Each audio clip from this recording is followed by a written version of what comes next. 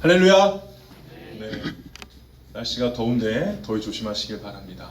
오늘 드디어 주님이 가르쳐 주신 기도 10번째 시간, 마지막 시간입니다. 완결됩니다. 너무 수고 많았습니다. 주님이 가르쳐 주신 기도 끝났으니까 이제 뭐 하면 될까요? 할렐루야. 감사합니다. 기도하면 되죠. 근데 주님이 가르쳐 주신 기도 끝났으니까 다시 사도신경 다음 주부터 하려고 했거든요.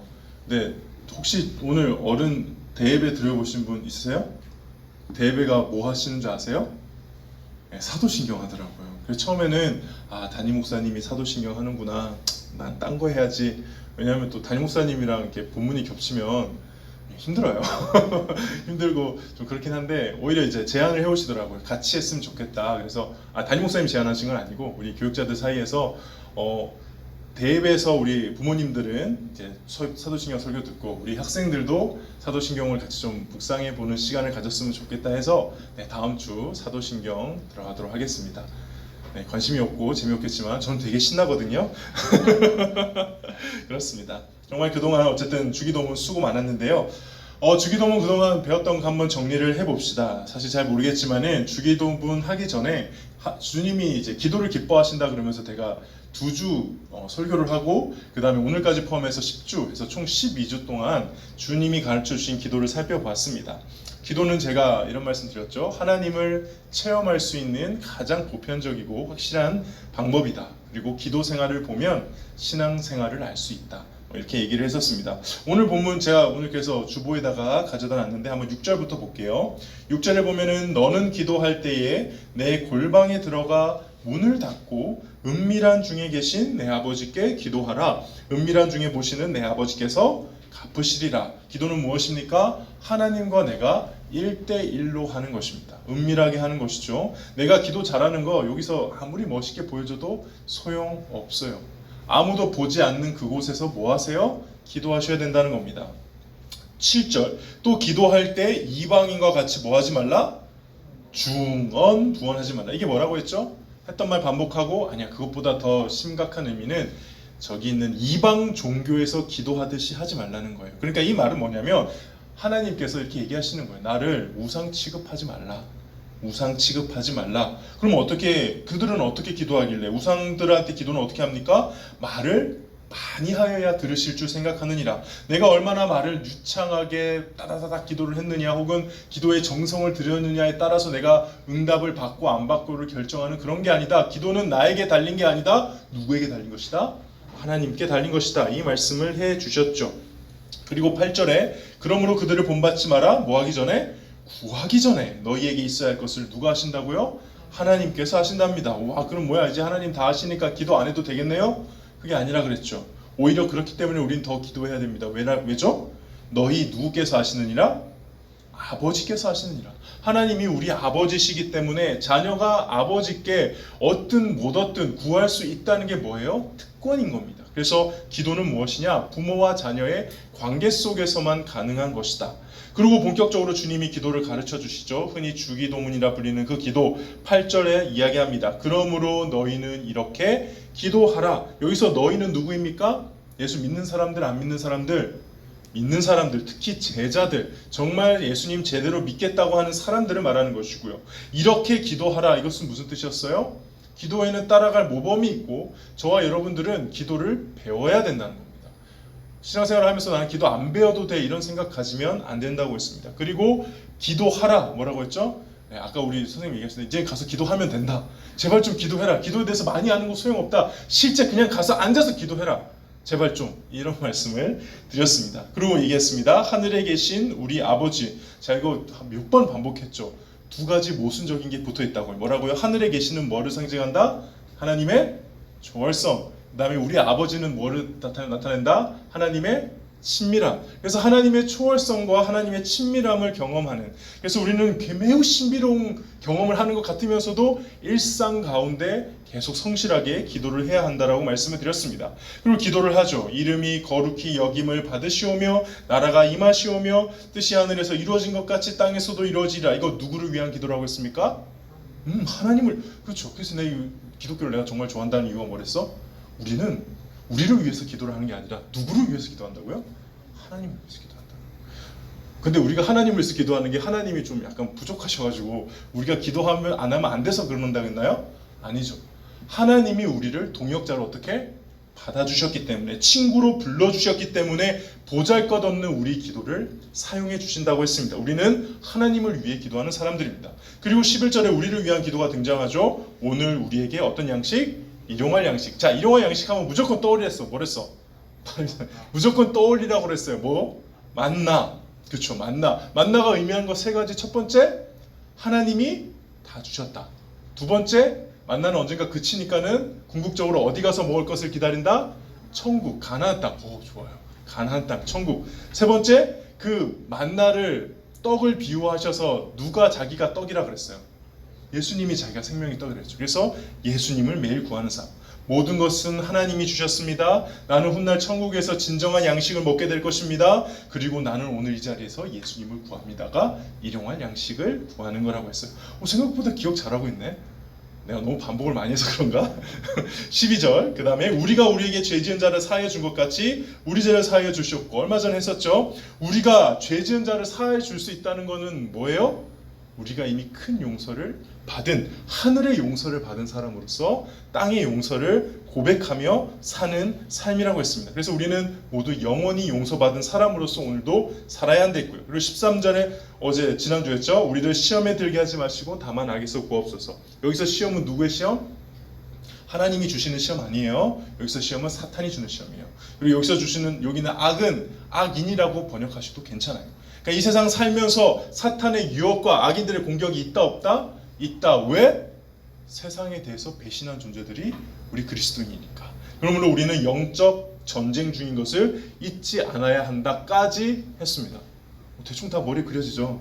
네, 민성이가 제일 잘 그려지는 것 같아요. 고마워. 자, 오늘 마지막입니다. 나라와 권세와 영광이 아버지께 영원히 있사옵나이다. 아멘. 자, 근데 여러분들 이상한 거 눈치채셨나요? 뭐가 들어가 있죠? 이 구절에 나라와 권세와 영광이 아버지께 영원히 있사옵나이다. 여기에 뭐가 지금 들어가 있어? 뭐가 들어가 있어? 그렇지. 괄호. 민성아 고마워. 괄호가 들어가 있습니다. 왜 괄호돼 있죠? 왜 괄호가 돼 있을까요? 태희야, 왜 괄호가 돼 있을까? 왜 괄호가 돼 있을까요? 정답부터 말씀드리자면은 사실 이 괄호 안의 내용은 예수님이 하신 말씀일까 아닐까? 아니에요. 예수님이 하신 말씀이 아닐 가능성이 굉장히 높습니다. 왜냐하면 오래된 사본에 가서 볼수록 이 괄호 부분이 없어요. 그럼 목사님, 왜 우리가 이거를 주기도문은 잘못했댔죠? 주님이 가르쳐 주신 기도문 이렇게 외울 때, 기도할 때 왜 이 부분을 빼지 않고 하는 겁니까? 왜냐하면 이거는 제가 전에 이 주기도문은 자꾸 주기도문이라 그러네. 주님이 가르쳐 주신 이 기도는 누가 할 수 있는 거랬습니까? 정말 믿는 사람, 세례 받은 사람만 할 수 있어요. 세례 받은 사람만. 근데 그렇게 할 때 사람들이 듣고 가만히 있는 게 아니라 뭐 하는 거예요? 화답하는 거예요.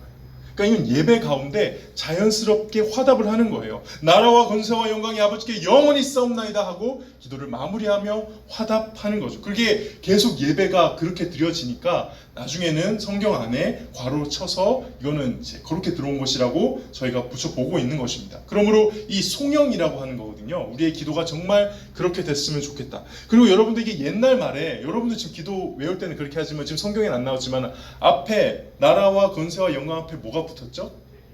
대개가 붙었죠. 대개. 이 대개가 뭐예요? 되게 좋은 기도라서 대개인가? 미안해요. 이게 사실 누구 말에 따르면 영적인 의미가 있대요. 영적인 의미. 그리고 이게 교회의 덕을 세우는 거래요. 영적인 의미와 덕을 세우는 영덕. 죄송합니다. 미안하다. 안 될 것 같았어. 내가 이거 하면 안 될 것 같았는데 그게 아니고 이게 헬라어로 호티라는 접속사, 왜냐하면을 번역한 거예요. 우리나라 말로 치자면 왜냐하면 나라와 권세와 영광이 아버지께 있기 때문입니다 라고 말하는 걸 수도 있고요. 이거를 한자로 우리가 참 잘 번역한 것 같아요. 대개라고 하면은 일의 큰 원칙으로 말하건대 앞에 있는 것 모든 것을 정리하자면 라는 의미거든요. 그래서 그러면 나라와 권세와 영광이 아버지께 있습니다 라는 의미라서 개인적으로는 우리 한국 사람들이 번역한 것도 나쁘지 않은 것 같습니다. 됐죠? 자, 이게 이제 우리가 보는 송영 부분이에요. 정리할게요. 이 중에서 제일 중요한 게 있습니다. 중요한 단어 세 가지가 나오는데 첫 번째 뭐예요? 나라. 두 번째가 뭡니까? 권세. 세 번째가 영광. 자, 근데 이 세 가지는 하나로 줄일 수 있습니다. 뭘까요? 셋 중에 하나 찍어보세요. 영광. 땡, 죄송합니다. 답을 말할게요. 죄송합니다, 선생님. 나라입니다. 나라. 왜냐? 이 나라를 만드는 권세, 그리고 나라가 임했을 때 오는 영광을 얘기하는 거기 때문에 결국 지금 이 주기도문은 딱 하나를 구하는 기도다라고 하면은 무엇을 구하는 기도일까요? 나라. 누구의 나라? 하나님의 나라. 그러니까 다시 말해 하나님의 나라의 백성들이 하나님의 나라를 구하는 기도가 주님이 가르쳐 주신 기도라는 거예요. 여러분들 영화 암살 보셨습니까? 보셨나요? 네, 그 유명한 영화를 안 보시다니 애통합니다.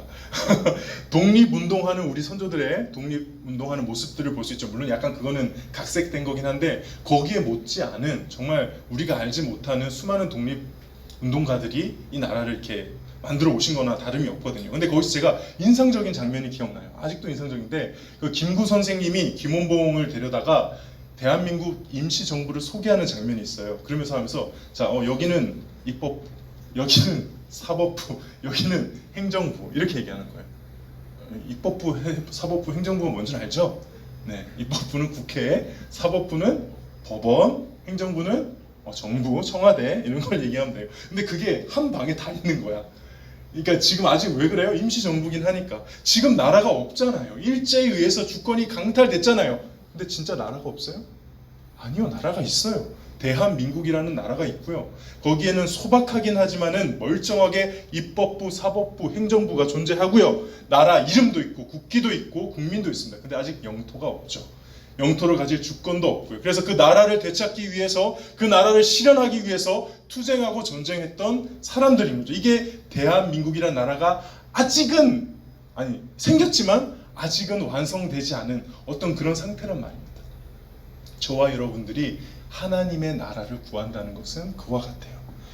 여전히 대적자들이 나라를 굳건하게 자기 나라들을 지키고 있습니다. 우리는 그 가운데서 하나님 나라라는 백성의 부르심을 받았고 그 하나님의 나라의 완성을 위해 살아가는 것입니다. 일종의 그들이 했던 것처럼 하나님 나라 독립 투사들인 겁니다. 그게 그리스도인이에요. 아까 지난주에 그리스도인은 뭐다? 배신자다. 어디에 대한 배신자다? 세상에 대한 배신자다. 그게 끝이 아니에요. 그 다음에 하나님 나라의 독립투사다. 이게 그리스도인이거든요.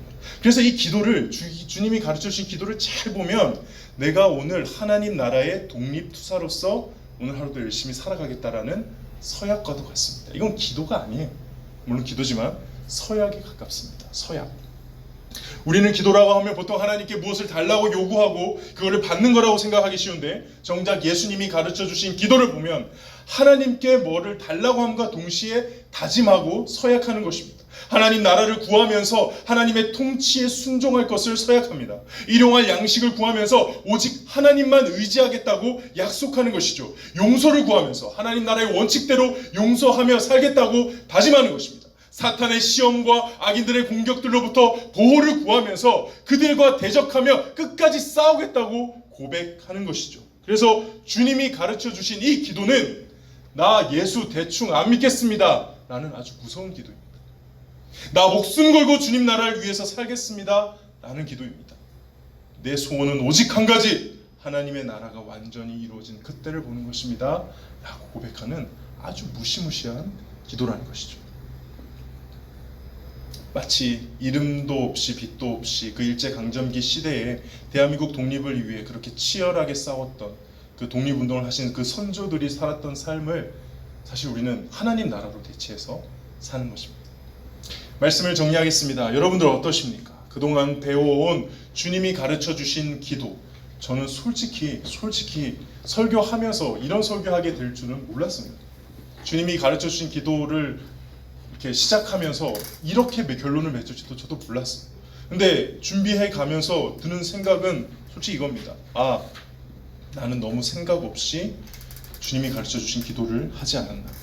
누군가는 이 기도를 매우 비장하게, 치열하게, 심각하게 하나님 앞에서 한 문장 한 문장 했을 텐데 나는 너무 그냥 대충 습관적으로 하지 않았나. 저는 솔직히 고백하면요, 이 기도를 할 자격이 없습니다. 부끄럽지만, 목사로 살았지만 정말 하나님 나라를 구하는, 하나님 나라의 통치를 바라는 그런 삶을 살았느냐? 부끄럽지만 그렇게 고백 못하겠습니다. 그래서 많이 회개했습니다. 저는 개인적으로 설교를 저한테 하는 것 같았어요. 사무엘아, 내가 너한테 하는 말이야. 너한테 하는 말이야. 여러분들은 어떠십니까? 정말 이 주님이 가르쳐 주신 기도를 하실 수 있겠습니까? 정말 그 나라가 나의 가장 큰 소원이 되며 그 나라를 위해 독립투사로 사는 삶을 살 수 있겠습니까? 이 시간 함께 이 찬양하며 그 질문에 대해서 묵상하며 기도하며 나아가겠습니다. 이 시간 우리 함께